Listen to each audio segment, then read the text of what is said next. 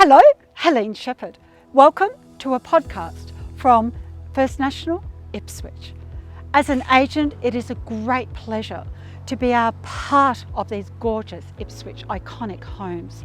We connect their past, their present and their future, and together we build a community which continues into our next generation. It is with great pleasure I introduce you to Mr. Peter Clem, whose family has an exceptional history with 12 Francis Lane, Sadliers Crossing, and whose relative was responsible for the naming of Rose Lane. You are going to sit back, relax and enjoy a journey back in time, and we will bring you the next episode, hopefully with our new custodian. Helene Shephard, First National. Hello, my name's Peter Clem and I am pretty interested in this house because my great-grandfather Joseph Rose and his wife Martha lived here many years ago. They died a long time before I was born, but because of my mother and she's told me a lot over the years when I was younger. It's only a pity. I wish that there'd been a lot more talking, that I could have learnt so much more from her. My great-grandfather Joseph Rose, his mother died in England at Carlton when he was only 3 years old, and he came out to Australia. He had an uncle out here, and I think he was there till 1860, and he and his father decided to come out to Australia. His father had a brother at Moreton Bay and they decided to come out, so they came out on the Montmorency clipper ship and landed here in 1860. Now there's a lot of different stories about him. He eventually went on to actually work at Crib and Foots in the crockery department, and then he eventually opened his own shop in Brisbane Street, just beside where Subway is in Brisbane Street, Ipswich, and he had Rose's Universal Emporium, and he stocked everything from some medicines and children's toys, of course crockery, all that sort of thing, until the floods in 1893. He managed, I think, to get everything out, but there was two floods, Rose 10'6" basically in the shop over the few weeks of the two floods of 1893 flood. I don't know when or where Joseph came to this house. It was then as a large block and it was classed as being Hawthorne Street.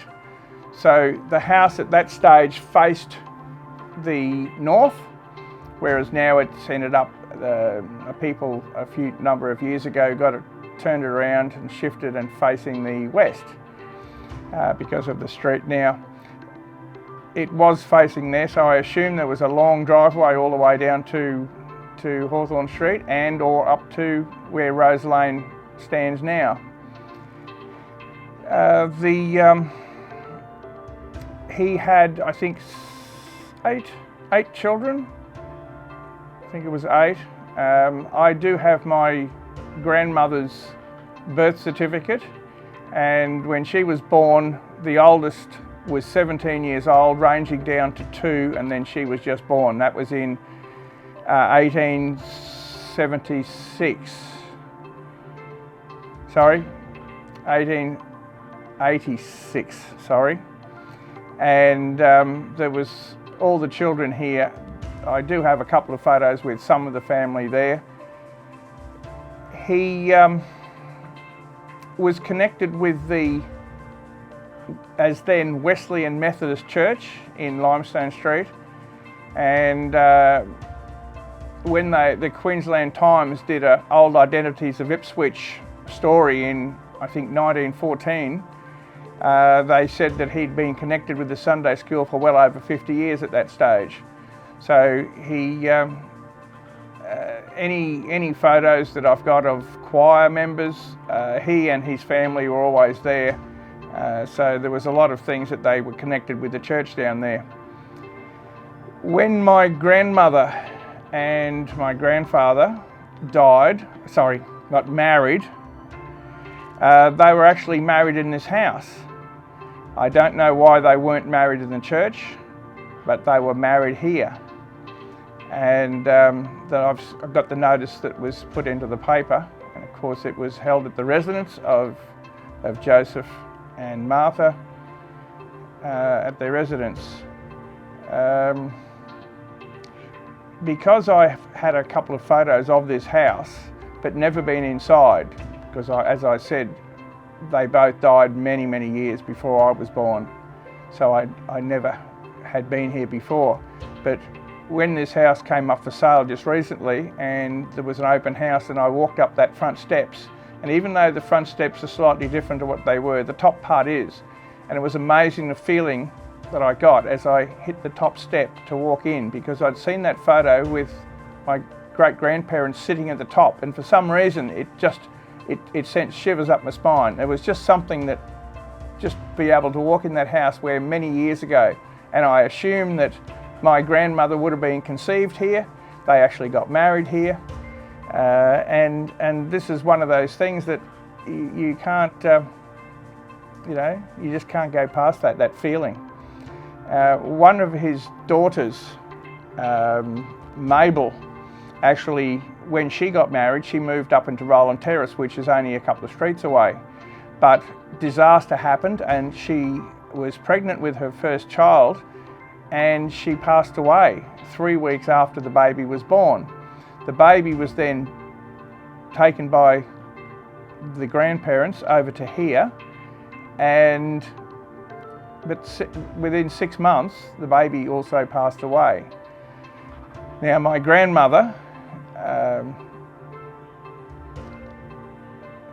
she and her husband, they were married in 1914, like I said, at this house here. They bought a house and built a house further up Roland Terrace, where I still live now.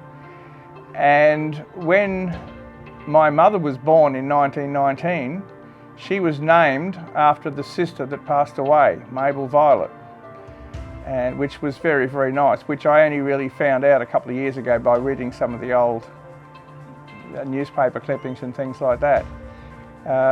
I just wish my mother had been able to tell me more and more about these things, but of course, obviously, when you're younger, you don't think of these things, and sometimes parents just didn't talk about those sort of things. This is just a little glimpse into a little bit of the history and a little bit of the history of the people that did once live here. It would be great to know more, and obviously as I go along maybe I'll pick up little bits and pieces here and there, but to have a house this old, the history, if only you could know all of the history that had happened here and what had gone on, and have a glimpse into the trouble was in those days that there wasn't too many photos. I only have 2 from this house, and if only people would take more, but then of course it was so costly. But what a beautiful glimpse it would have been back into the history if there had been more photos and people had written a little bit more. But people don't think, just as we do these days. We don't put names on photos and we don't write things down. Isn't it a pity?